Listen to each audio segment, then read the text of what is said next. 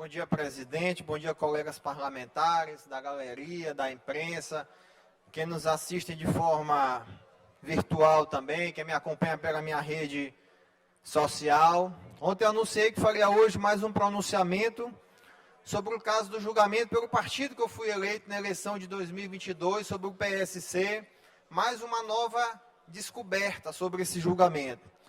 Para mim é sempre complicado quando eu venho falar algo, ainda mais quando é algum membro do judiciário, poder esse que eu tenho muito apreço, muito respeito, mas às vezes é necessário também a gente fazer algumas pontuações, principalmente quando eu continuo alegando onde houve injustiça nesse caso do PSC. No caso lá do dia do julgamento, me chamou muita atenção, quando ouvi um certo julgador que ele votou contra a ação. Aquilo me chamou muita atenção mesmo. Eu digo, nossa, ele votou contra o parecer do Ministério Público, votou contra o relator do caso. Esse mesmo julgador que foi relator de 3 outras ações de fraude à cota de gênero do município de Vitória do Mearim. Foi contra o Avante, contra o MDB, contra o PL. Ele que foi o relator desses casos muito similares ao caso do meu partido, do PSC, inclusive lá eu até entendo que foi pior, votação zerada, prestação de contas padronizadas que foram acusados, sem provas robustas de que fizeram campanha, mas mesmo assim, o relator ele teve a sensibilidade de entender que não houve prova robusta de fraude, que não ficou comprovada nenhuma má-fé de que houve fraude nesses 3 casos. Então, eu tendo estudado isso, eu não jamais imaginei que ele ia votar contra o meu partido. Eu tendo lá o Ministério Público também a favor, relator a favor, e nenhuma prova robusta de que houve fraude, muito pelo contrário, todos os indícios de que poderia ocorrer fraude, o partido sempre soube defender, as candidatas sempre souberam justificar o que houve. Mas então eu fui me aprofundando, e algumas pessoas vieram me falar alguns pontos, e eu fui juntando os pontos para tentar descobrir o que foi que aconteceu, até que eu consegui ligar a história. Se houve alguma coisa laranja nessa história do julgamento, foi advogado laranja que a parte acusadora usou, botou lá o escritório de advocacia para defender, mas por trás tinha outro escritório, outro advogado, com relação com o julgador. E isso está lá, são documentos oficiais que estão registrados. O PSD entrou com uma ação também após a eleição de recálculo de contas do coeficiente, e lá nesse julgamento está filmado, está registrado, foi feita a transmissão no TRE, quem quiser pode entrar lá para assistir. Esse julgador, quando ele olha o advogado lá, o Rafael, que vai participar da ação, ele automaticamente, por sua iniciativa, ele se dá por impedido, se dá por suspeito, porque ele diz que tem uma filha que trabalha com esse advogado, então ele não pode participar da ação. E o PSD também usou esse mesmo escritório de advocacia contra um outro partido aqui na questão da fraude à cota de gênero, contra o Podemos, esse mesmo escritório que está lá, do advogado Rafael.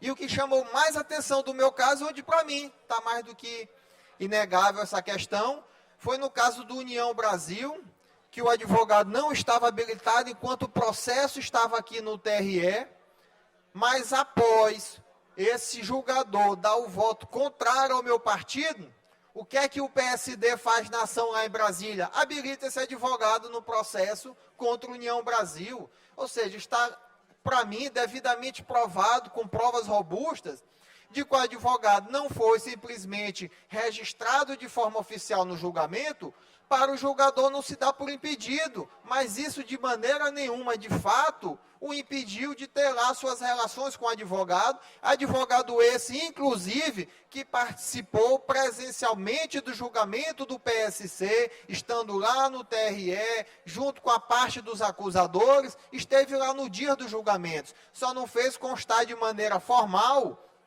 no processo, mas não vai me espantar quando o processo também subir para o TSE, que esse advogado seja registrado. Talvez não seja registrado, agora que eu estou fazendo essa denúncia, que eu tenho esses documentos, de provar, e o documento maior que eu tenho da relação do advogado com o julgador, é o próprio vídeo do julgador, nesse julgamento que teve do PSD, ele mesmo se autodeclarando impedido por sua filha trabalhar junto com esse advogado. Essas são minhas palavras. Deputado Fernando Braide. Fique à vontade, deputada Mical. Eu queria me solidarizar e lamento muito essa situação que você está passando, porque a gente, às vezes, a gente tem que se colocar no lugar do outro.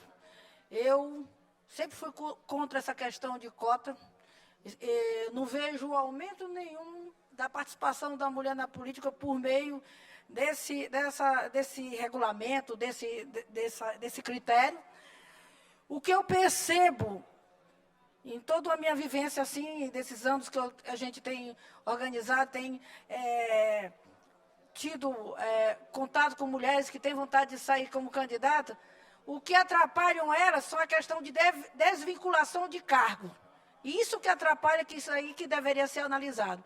Mas, assim, voltando aqui ao assunto em relação à questão de, no caso, vocês serem prejudicados, que eu espero em Deus que vocês não sejam prejudicados, tanto você como o deputado Wellington, é que culpa temos se, no caso, colocaram mulheres lá, candidatas que estão dizendo laranja? Qual é a culpa? Como é que nós podemos controlar isso? A gente vai, com toda boa intenção, com tanto trabalho, com tanta luta, se candidatar, registra lá no partido, aí, de repente, você ser surpreendido por uma situação dessa. Eu penso que quem deve ser responsabilizado é o diretório do partido. Como? Com a questão de tempo, né? Tempo do partido que tem, com a questão do fundo partidário. É por aí o caminho.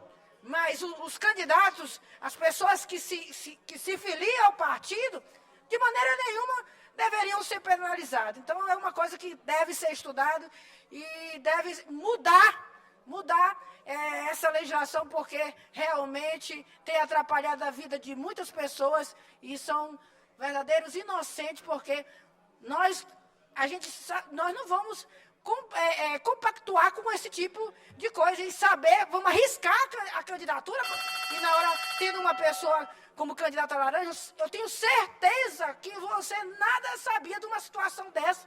Se realmente, eu não sei, eu não tenho acompanhado assim de perto, só vejo aí nos bastidores pouca coisa, mas me solidarizo a você e espero em Deus que você não seja, juntamente com o deputado Wellington, penalizado com isso. São essas minhas palavras. Muito obrigado, deputada Mical. Fico muito feliz e concordo também com suas palavras plenamente. Já havia defendido isso aqui antes, na tribuna da casa, o tanto que é injustiça. Mas muito obrigado a todos, tenham um ótimo dia.